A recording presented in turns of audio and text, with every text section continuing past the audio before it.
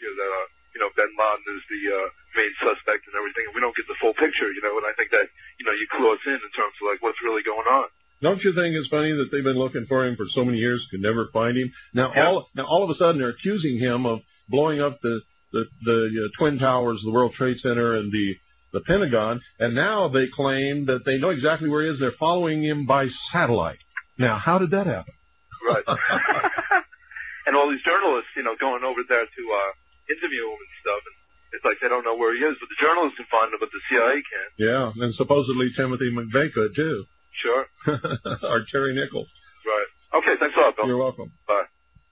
And I got news for you guys. I've read quite a bit about Terry Nichols and studied him in our investigation, and Terry Nichols probably couldn't find his own rear end, in a dark tent at high noon. Good evening. You're on the air. How you doing, Mr. Cooper? Good. I have a question. They're going to have a war on terrorism? That's what they say. But if it's anything like the war on drugs, it's really a war on the Bill of Rights. Yeah, I was wondering, who are they going to define as a terrorist? Probably me. See, that's what I'm worried. Because they're calling up, 35,000 reservists for Homeland Defense. 50,000. 50,000, yeah, 50,000 for Homeland Defense, and I'm like, what does that mean? Yeah, what does it mean? Who are they going to defend against? Yeah. I mean, they've already admitted that you can't, they can't keep track of terrorists, and you can't stop a terrorist attack if they're really committed to making the attack. All you can do is track them down afterwards and, terrorize them, or the people that where they live or something. I mean, this is ridiculous. Yeah, I'm just worried that in all this hysteria that's been created, that folks like us are going to get lumped together with, Mid-Eastern folks, and we're going to be taken away to God knows where. I told you that years ago. Why is everybody so shocked when they see it starting to happen? Yeah, I was listening to another talk show, and this guy claims that within a week or two that they're going to round up somewhere around 100,000 folks. Now, this guy didn't get, he wouldn't name his source, so it's a rumor. Well, not only is it a rumor, but he's probably dead wrong. Yeah. They probably will get around to doing it, but nobody knows when. But I guarantee it's not going to be in the next couple of weeks. Okay, thanks a lot, Mr. Cooper. You're welcome. 520-333-457. That was probably Alex Jones.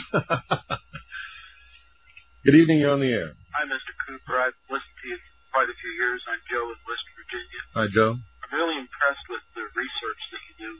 Tonight you've startled me because for many years I've respected Clark Clifford, and I think that he was involved with that BCCI. He was heavily involved with BCCI and had a seat on the board of directors. Yeah, and I think that he was about to be indicted, and they decided that due to his ill health they wouldn't proceed with the indictment. Yep, you're right. I'm kind of foggy about that, but I thought maybe you would be able to tell me more about how Clark Clifford fits into all that. Yeah, he had a seat on the board of directors of BCCI. He was one of the directors. Thanks very much. You're welcome. 520-333-4578 is the number, and it's your turn to call. Good evening. You're on the air. Hi, Bill. Yeah. It's Monty from Radio Free Vermont. Hi, Monty. Hi there. I was just looking up Mr. Hatfield on the Internet, and I noticed it's on the Barnes & Noble website. And that means his book is sold by Barnes & Noble. Right, and it was updated for after the 2001 election cycle. And there's also a note here, an annotation, a statement from the publisher dated July 23rd of 2001, which clarifies the previous call you had about the suicide. Uh-huh. Can I read you a quick paragraph? If it's about that so-called suicide, yeah, go ahead. Okay, it says, quote, "We have been reeling from the news since Friday. Jim Hatfield is gone.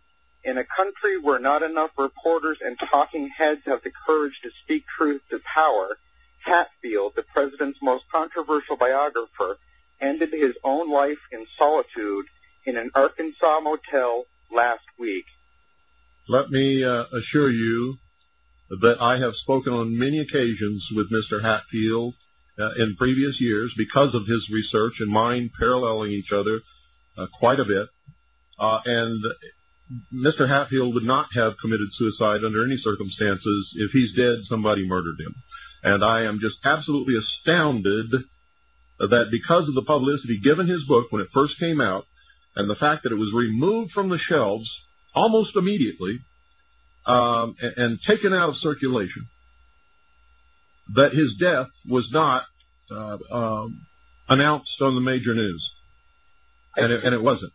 I think if I recall, I remember seeing like a brief snippet about it, like a brief UPI wire book that Bush camp successfully stifled when it was first published in '99. Oh, yeah, they pulled it right off the shelves. Almost as soon as it got on the shelves, it was pulled.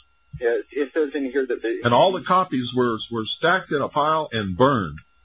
It's not surprising. It says that Bush's campaign lawyers went out of their way to personally discredit the author without necessarily denying any of the book's factual details. They never denied anything, ever.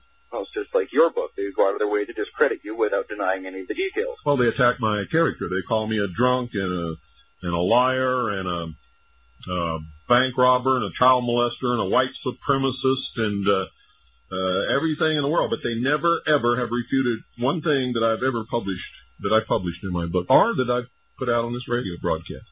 I would agree. But anyway, I just wanted to add that in. Thank you. We'll talk to you later. Thank you, Monkey. No problem. Well, you heard it, folks. And I'm telling you right now, Mr. Hatfield did not commit suicide. If he's dead, he was murdered. Good evening. You're on the air.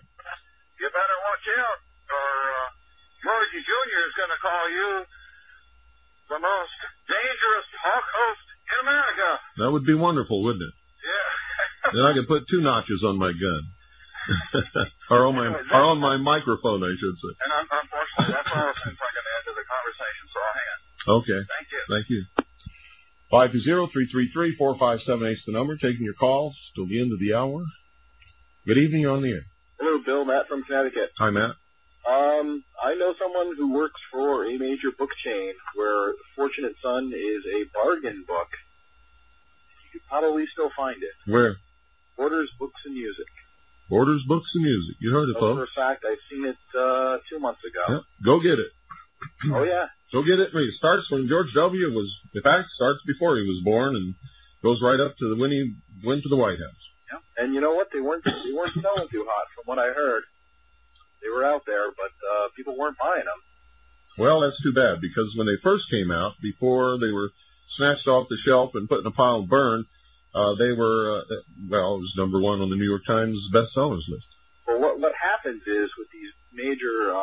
people get scared. Once a book is vilified like that, and they know that somebody doesn't want you to read it, they won't. Sure. They're scared. What happens, though, sometimes is when they have a lot of these books, they will put them as a bargain title, and they'll sell them by the pallet, and a lot of times they'll slip through. And I know this guy had a ton of them. Good. Maybe he'll sell them all. I can give you another title, too. I don't know, perhaps you've seen this book regarding Osama bin Laden in Afghanistan. Unholy Wars by John K. Cooley. Yeah, I'm familiar with it. In fact, I have it. Oh, okay. Yeah, and the subtitle is Afghanistan, America, and International Terrorism. Yeah. And for the listeners' benefit, American people are so blind and so ignorant. It's just incredible. Sure. It's just, bin Laden was created by the Central Intelligence Agency. He was created by George Bush's father. And, people don't realize that, most people don't realize that these terrorist organizations, either they were created by us, or by the Soviet Union, or by Cuba, or by Great Britain. And if you know enough about the Cold War, you know that was a hoax. So, ultimately, when you get to the highest levels, they're all working for the same team. Yep. And this book, Unholy Wars, deals with BCCI. It deals with the... You can also read an awful lot about BCCI and George Herbert Walker Bush in my book, Behold a Pale Horse. Oh, yeah. Well, I picked that one up about 10 years ago, and I've read it about 5 times. So, I'm very familiar with that. But this book, my mother, before she